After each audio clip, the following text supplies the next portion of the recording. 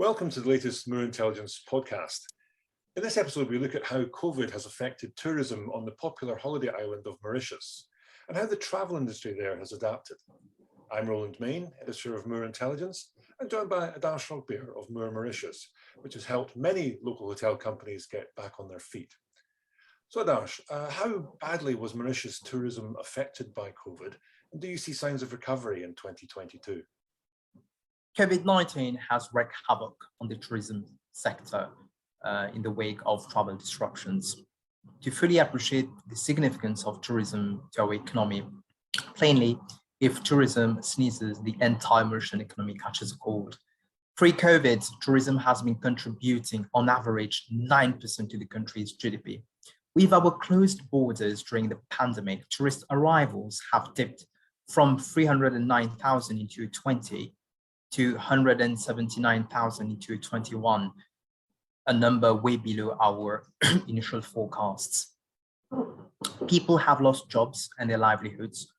Hotel resorts are in dire straits, and small and medium operators have either gone to the wall or are currently under administration. As for the recovery in 2022, while we were quite a bit about a potential rebound in tourism sector in 2022, the emergence of the Omicron variant and now the Russian-Ukraine war has added more layers of uncertainty. It would be quite pretentious to say that we will achieve our pre-pandemic tourist arrivals in 2022. I think that is a reasonable objective for 2024, but we are hopeful of a sustained recovery in the months ahead. And what lessons have been learned from the COVID experience? I think we have learned three main lessons during the COVID period. First is our lack of preparedness to grapple with COVID-19, resulting in 2 national lockdowns and closed borders for a prolonged period. Relative to our main competitors, Maldives and Seychelles, you would note that while Maldives reopened their borders in July 2020 and Seychelles in March 2021, Mauritius only reopened its borders in October 2021. We were behind the curve, in part due to stringent border controls policy. Second lesson we've learned is perhaps a lack of foresight in our diversification strategy. We've concentrated way too much on the EU market. 61% of tourist arrivals stem from the EU, while only 5.5% and 3.1% come from India and China, respectively. These 2 markets represent an enormous opportunity of untapped potential, and it's very important that we refocus our attention on these two markets in the near term. And the third lesson we've learned is focusing too much on backpacking tourism rather than luxury tourism. So while the demand for our destination is relatively elastic for backpackers because they've been hurt by the COVID-19 pandemic, we've lost our purchasing power, so they won't come to Mauritius. The same doesn't apply for high-end tourists, where demand is more inelastic in a certain way. So these are the 3 lessons we've learned, and we hope to not repeat the same mistakes. You say tourism on Mauritius needs to diversify. How do you see that diversification happening?